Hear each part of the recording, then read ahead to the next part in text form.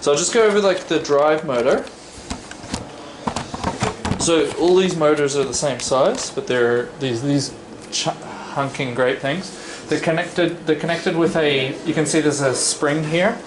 So that's holding the motor. You can see on the rack there.